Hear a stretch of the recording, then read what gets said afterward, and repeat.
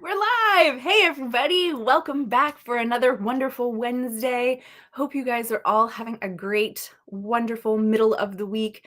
Let me head over here and try to get us live on Instagram. Okay, it looks like we're live there, so let me check here. No, don't.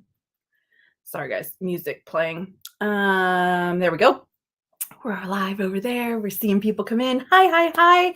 I got 2 people coming in saying hi, hello over here on Instagram. Again, on Instagram, make sure you tell us your name, where you're from, because again, I only see kind of like your screen names over there, not your real names. And so sometimes I don't know, unless you don't want me to call you out, that's fine too. Thanks. Love all the yarn in the back. Yeah, these are all my extra balls of stuff from projects that have come back. I don't know, I've been with the company over 4 years now. And at one point I was doing the pattern collections. And so I'd get a lot of the leftovers. So I've got like one ball of a ton of things. It's ridiculous. I need to figure out something to do with it, like the one ball projects or mixing them all together. Hi, Audrey from Canada. Hi from Michigan. Hi, Samantha from England. It's great to have you. And Cindy is here. Hi, Cindy. Hi from Antigua. Ooh, that's fancy. Hi from South Africa. It is so great to have you guys all here. It's wonderful to have you. Hi, Shelly from Edmonton, Alberta. Nice to have you here live. We still love everybody who is here for the replay. Don't get me wrong, but it is always so much fun to chat with you guys live and get to hear what you're thinking, what you're working on, and everything else. Hi, Val from New Jersey. And we have Ecuador, hello, and Illinois, I think. Hi from Israel. Okay, we're going to bring in the guest. We're just having some fun today. We're just chatting. We're going to learn all about what's going on with Tanya of the Cozy Knot. She's been here before. It's been a while, so we're going to bring her in. We're going to talk about her, and then we're just going to chat and have fun. She's got so many awesome new projects that she is working on that I got to see some of them, and she's going to share them with you guys today as well. I'm so excited. Okay, let me just bring her in.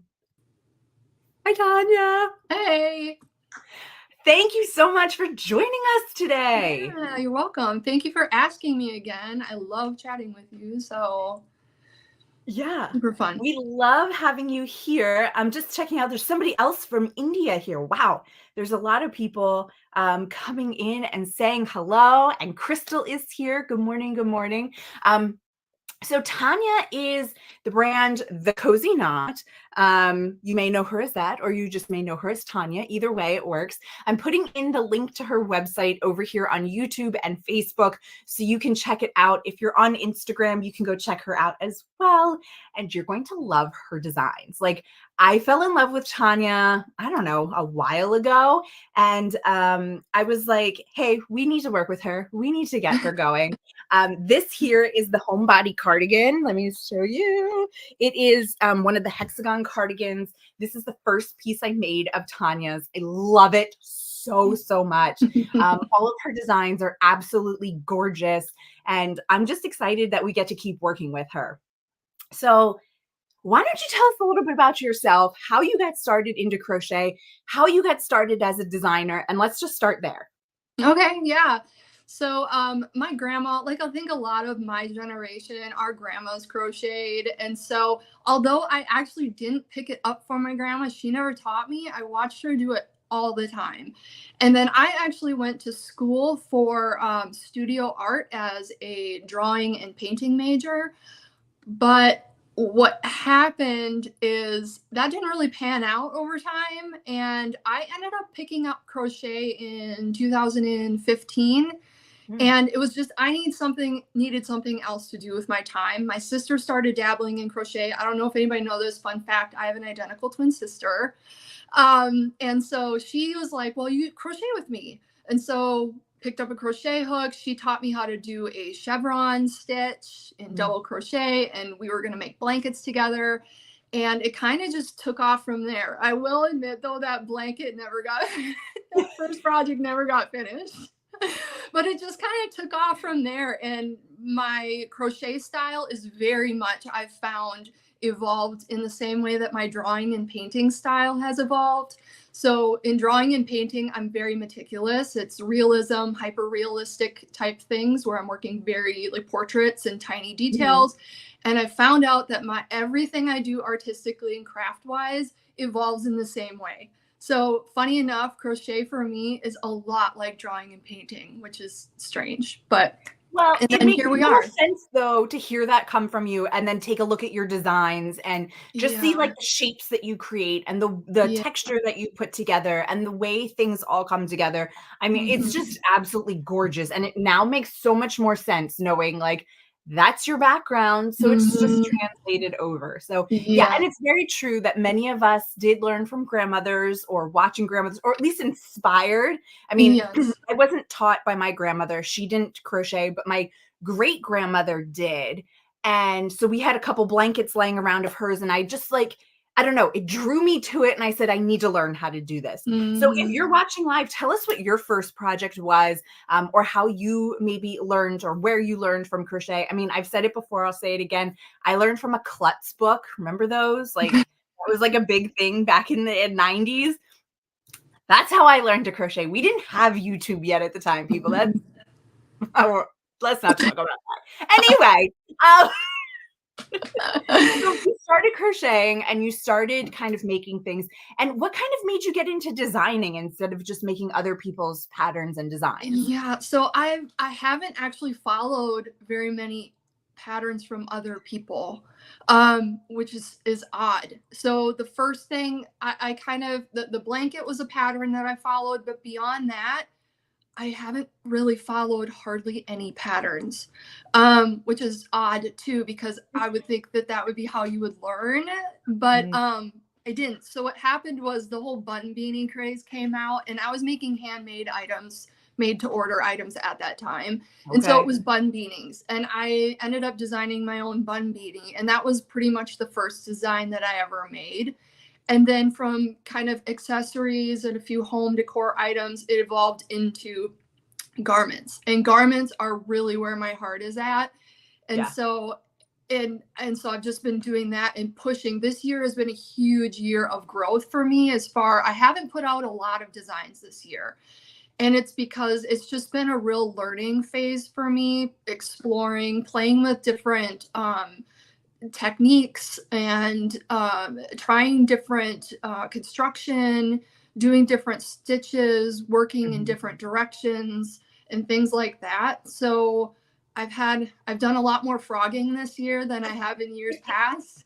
So that's why there's not a lot coming out, but now there will be. I'm trying to really gear up for fall and winter, so that I can get some designs out this year. But I think you'll be pleased with what does come out, considering there hasn't been much this year. I think people are going to be hopefully pleased with what I have coming out. So, Yeah. Now I'm gonna throw a curveball out there, and maybe you don't have it with you, and that's okay. But I do want to say, like, yes, you have beautiful garments. Yes, you've thought of all the details with the garments, but it does go beyond that. Like your Calyx hat, I think that's the one it was that you released the end of like last year. Like the construction on this hat and that wavy pattern to it, like it's a hat, but you have all those details in there that you're giving to us in a garment that it's so awesome that people really do have a lot of different ways that they can work with your beautiful patterns. yeah.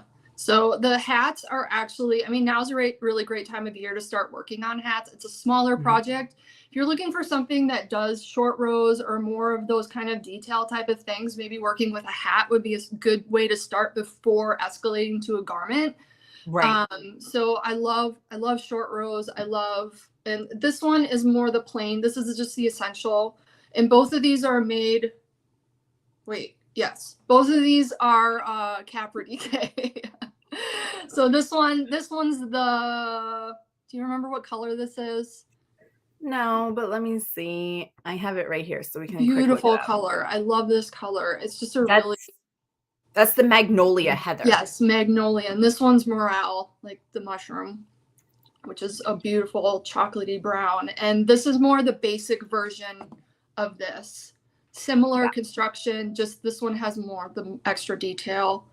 And then, of course, the Highland beanie is very similar as well, except it's got like this funky stripe on the side. Yeah. and I then love that texture. the different brim as Yeah. well. So, and this one's in pucker in Is that swish worsted. Wish worsted? Okay. I did Yes. put a link over here on YouTube and Facebook that you can go and you can see all of Tanya's patterns that we have available. If you're on Instagram and you want to see them too, you can go ahead to the crochet.com website. You can type in Tanya Johnson or just Tanya into it, and you'll start to see her patterns come up there as well. So Mhm. you can go ahead and find them all and start making along. So, okay, let's like move over to sweaters and the different construction that you've Mhm. done. Um, Tell us some about the new things that you have coming up that are coming out soon or maybe in the distant future. Which ones do you want to talk about? Because I they're will gorgeous. start from most finished to least finished, I Okay, guess. perfect. So this one is finished, and it's my first. Well, I think this is my first V-neck actually. It's Um, beautiful. this is comfy sport, Okay. and it's that pale sage color, the icy sage. Yeah, Um, so we've got the wavy texture I love that. ribbing at the bottom, and it's got a very similar, it's the sleeves are either very slightly tapered or straight, making them Okay. look a little bell sleeve, but they're not. Right, So right. this one is nearly finished. There's just a couple of grading issues I've got to do on this one, but that one's really fun, and it's a good transitional piece too, from for fall, I feel Yeah. like. So, and then obviously it would still be great for winter and great for Mhm. spring as well, and then something good for like a cool summer night. So this one I Yeah. feel like is going to get really versatile. And it So looks I've so got high that fashion too. Like it's not just one. the typical ribbing that we see, which is all great. I mean, we love Mhm. it. We've got it Mhm. everywhere. But I love that little extra detail there. It Yeah. just really elevates it and changes it. So Hmm. here's a question for you. So you said there's a little bit of a grading issue here, right?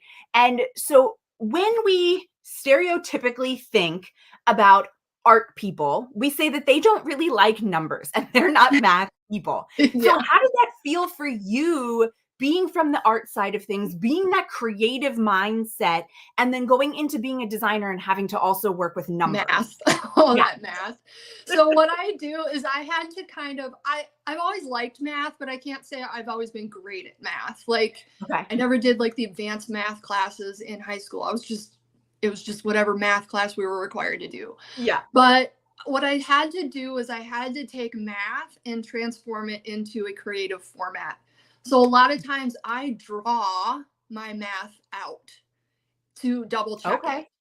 So I use grid paper and I make symbols and I draw and I add and I grade that way. Um, Okay. I've posted a few like stories and stuff like that. It's like when you can't math, you draw. And so I'll post like the example of what it is I'm doing at the time. And it just looks like this hodgepodge of like symbols and like things going on and numbers and brackets and all of these things. But it helps me really calculate the math properly. And then, Right. I mean, I do use a spreadsheet, but it's very minimal. I use a spreadsheet primarily for um, what I need to grade for sizing, Mm. and so I put my gauge in there, and then I grade for all the sizes that I need for the basic things. But for the Yeah. extensive grading, I use drawing. Well, So, that's great to hear because a lot of times when I have problems with a pattern and I'm like, I can't figure this out. Like, what am I doing wrong? I will yeah, literally sit down and start charting things out on a piece of yes. paper because visually I can then see it better. Hmm. And, I'm taking one word at a time and putting it to paper instead of trying to figure it out as I'm working the stitches. So I Yeah. love that idea. Yes, yes. It kind of really helps my creative mind wrap my head around the numbers and the math. Yeah, for Yeah. sure. Yeah. Awesome. So Okay. So what's the next one you want to show us? so this one is kind of a Henley with like a fold over turtleneck sort of, and it's going to be a button up. So I've got Ooh. this. Ooh. I've got the sleeves. I just finished the button band this morning, and so it will kind of fold over and you can button it up. I love it. Yeah, so I'm gonna do some kind of short row sleeves on this one, and so that one will be ready pretty soon. This one's actually working up really quick. This is in woolen cotton. Hmm. It's my first time working with it.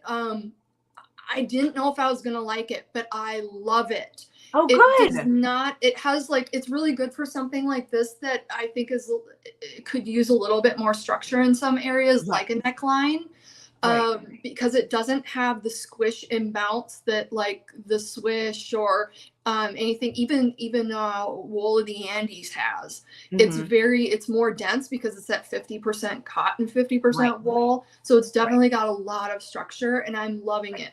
But you still get some drape and softness with it. It's just Mhm. not quite as soft, but I love it. I Yeah. was It was questionable at first, but then I totally fell in love with it working with it. So, Well, I love to hear that because you're right. When you first feel it, you're like, what is this going to be? But with mhm, that cotton in there, with that wool, it really does give great stitch definition and mhm, everything else because it balances out like the fluff that you would normally get from a lot of mhm. wool. It gives it that nice structure that you're still able to see your stitches. You're still Yes. able to get all of those great properties from both fibers. Right. Yes. And if you're somebody, especially too, if you're somebody who struggles with gauge and Mhm. swatches, something like a blend like this with cotton in it is, I think, a really great choice because the merino wool stretches a lot. There's a lot of growing that merino wool will do, but something like this, I've found so far, I've kind of been blocking it as I've been working it up, and it pretty much, for the most part, stays what you create it as, like Yeah. the dimensions and measurements that you create. It'll do a little bit of growing and moving, and it'll become a little bit more flexible and Mhm. drapey without, growing exponentially. So you get a totally different sweater after you block it, kind of Yeah, deal. you don't want that. So if you hate gauge and you hate swatch, like something like this is a really great yarn to work with. Awesome. So there's a question here about, is woolen cotton itchy? I'm pretty Oh, sensitive to wool itch, as we all know it as, mhm. but she enjoys swish is great. So how does this Mhm. kind of compare to swish maybe, or what is Yep. that itch factor that you're feeling? So it's definitely not as soft and squishy as Swish. Mhm. But if you've ever worked with wool of the Andes, this is, I feel like, softer than wool of the Right, Andes. And I don't find it itchy at all. And the wool of the Andes can sometimes feel a little itchy for me, right. although my garments have been used so much that it's really softened well. So, Yeah. but this one is pretty, I think, soft and not itchy right from the get-go. Um, I would highly recommend giving it a try for if you're sensitive to wool, because especially since it's 50% cotton. It's not like a Right. 20% cotton or 20%, it's 50% Right. cotton. So, Yeah, yeah. I definitely think you're right that if you're looking at it on the spectrum, that our wool of the Andes is probably going to be your scratchiest. I mean, that's 100% wool, untreated, everything else. And Hmm. still not that it's scratchy. And plus, I No, find yeah. that really that itch factor for me is only right at my neck. So as Yeah. long as I'm keeping something not a turtleneck, I don't Hmm. have as much problem with wool of the Andes. I mean, yes, Swish is always going to be my first choice. It is just my favorite ever. Hmm. But I agree that woolen cotton is a really nice option for when you want your stitch definition, when you want to have that nice structure. Hmm. And the Henley option that you have, because it'll be an open collar, you're not Hmm. going to have that all at your neck if that is where you're the most sensitive as well. So that's a Yeah. really great option too, to be able to try it out and see what you think about it. Yeah, exactly. I agree. Yeah. So, she's loving the texture on that Henley. Yes, it is gorgeous. I am a big fan of ribbing, like, and Yeah, playing with ribbing. It's like one of my favorite things to do. So a lot of my stuff in the last couple of years has involved textural ribbing of some kind, a yeah. lot. So, Okay, so if we're gonna talk about textural ribbing, let's take the big leap, and let's talk about the new sweater. yes. Okay. So the if anybody is familiar with the obelisk pullover that I released end of 2023, It was a huge hit. It is by far my bestseller of all time, and um, I think it's really just the innovative way that there are textural stripes and construction involved with that one. So I think it just like visually appealed to people in some way. You, as a designer, Mhm. you never know. I've tried to find a pattern of buyer activity, stats, whatever, data to figure out like what people are going to gravitate towards. I can't figure it out. It could be color, it could be design, it could be anything. With the obelisk pullover, I've seen it done in so many different colors now that I think it's a design thing. And so Mhm. my thought is if I could create something similar that other people that people are going to like it as well, that was hopefully a design eye catcher, that people would enjoy another option for that. And Mhm. so I just started designing something just in the last like week, and it's going to be very similar to the obelisk pullover. It's a little more refined. This is a very rough start, but it's a start. So this is the bottom hem, and so there will be no applied ribbing. It's just the ribbing for the hem and the cuffs and everything except the collar are all worked into the sweater. And then the only seaming you should have to do is on the shoulder and on the side. So it's going to be textural stripes like this. And it's just going to be a little bit more refined. It's not going to be quite as oversized as the other one. But it'll be, if you like the obelisk pullover, you're going to love this one as maybe a second option. Um, so that's kind of Yeah. what I got working on for there. I was just telling Tanya that I need to stop taking new patterns. I need to stop testing patterns because I've got piles of stuff going. Well, I'm totally breaking my rule when that pattern comes out.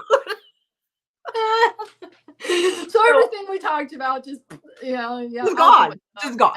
I need that one. I have to make it. It's at least got to go in the pile to aspire to Yeah. make it someday. Yeah, right. Well, I appreciate the support and enthusiasm.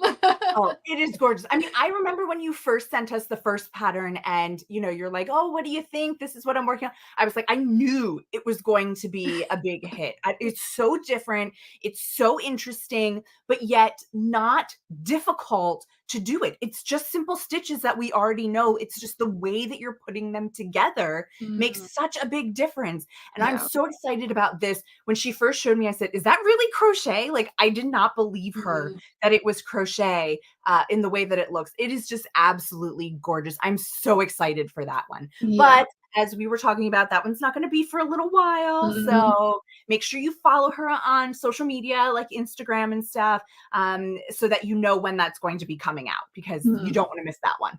Mhm. Yeah, I found that this is these are so interesting to work on too because it's if you want something totally mindless, it might not be the greatest option. It can be mindless, like these rows are pretty mindless, but if you don't want to get bored and you want to constantly be entertained by your project, Mhm. these are really the obelisk pullover is a really great one, and this is will be a really great one as well because it Yeah. just keeps things interesting, which I think sometimes helps in actually being able to finish your project.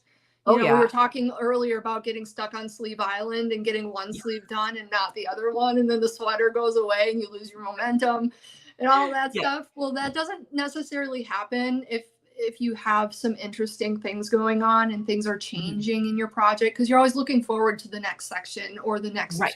next stitch or whatever it is. So Right. it can help keep things interesting, motivating. Yeah, and I also find too that when you have a project like that, it's great to have that project going and a second project so Yes. that if you need a little break, if your brain is getting a little bit like frustrated over something, Mm, go to a simple project that you don't have to think about and then come back to it. Trust yeah. me, it makes a huge difference. Sometime I'm like, I can't figure this out. I put it aside, I go back to it in a week or two, and I'm like, Mm. what was my problem? This makes perfect sense. Like, Yeah. it's just Yeah. giving yourself that little bit of a break instead of Mhm. always having to push through it, which is nice as a maker instead of Mhm. always like a designer, because Yeah. we're not necessarily having to hit deadlines and dates. So we do have that flexibility to like give our brains a break and then come back to it. Definitely. Um, okay, so before I say this wrong, what is your Instagram handle? The cozy knot. The cozy knot. Okay. Yeah. I know like your website is your name, but then everywhere else is the cozy knot. But I just wanted to make sure. The domain, the cozy knot, will also Yes. work for the Tanya Johnson as well. Yes, so if you can't redirect. remember my name, then you can always type in thecozyknot.com and it will still redirect you to that page. Yeah. So the cozy knot. Yes. K-N-O-T. Cozy with a Z. Some Yes, people will spell it with an S. Or yes. Was it like kind of the Europeans that do it that way? Or I don't know. Some people use S. I don't know. Yeah. I love crochet. I love that crochet patterns have evolved over the years. When I first started looking for something different, all I could find was granny squares like 10 years ago. And that's from Lindsay. And yeah, it's definitely changing. It's becoming so much more fashion forward in a lot of cases. I mean, look at the top that Tanya's wearing now. Like, you would assume that that came out of a department store. It just takes away, we're moving away from just everything being single crochet and being that crochet fabric. And we're really making these design elements into the garments that we're wearing. And it really is elevating the craft and making it something that everybody wants to wear and everybody wants to have. I mean, look at all the companies now that are like emulating the crochet, which we should say it is either not handmade in most cases. Please check, a little disclaimer here. But yeah, you know what I mean? Like, everybody's trying to get in on that action. And here we are with two hands that we know how to make this, and we can make our own version to fit us perfectly in the right colors, everything else. So yeah. Yep. Yeah. So, okay, I was just checking if there's any questions. So they were saying thank you for your handle and everything else. So yeah, we're good over there. But yeah, is there anything else you wanted to share before we wrap up here that we need to know about that might be coming up or we should keep an eye out for, or did we hit them all? I think we pretty much hit it all. Okay. Yeah. Awesome. So thank you so much for joining us today. I mean, I will have Tanya back whenever she wants to come back because again, her patterns are phenomenal. Like, I love them so much. I have like 4 other patterns of hers that I want to make. Yes, in my pile of makes. I can't help it. Yeah. Oh yeah. So handmade no longer looks handmade. I love the response of, oh, that's pretty. Did you make it? Yeah. Totally. It's definitely changing. So, but thank you for joining us today, for your time. Thank you to everybody watching live, everybody watching the replay. We're always so excited to have you here joining in on the conversation and chatting. Make sure you go and follow Tanya, the Cozy Knot, on Instagram, or just search that anywhere and you'll find all of her stuff so that you can follow along. You'll know exactly when these new patterns are coming out because you do not want to miss them. Yes, Audrey also has patterns. Tanya's in her queue. Yes, now we just need to make them, right? So everybody have a wonderful rest of your week. Happy stitching. Hopefully you'll get some stitching time in. Maybe you'll start one of Tanya's new patterns. Be sure to check out the ones that we have available on our site, as well as everything else she has available over on her site. You're going to fall in love with at least 5 patterns. I can almost guarantee it. But yeah, have a great day and we'll be back next week. Thanks so much, Tanya. See you, everybody. Thank you. Bye.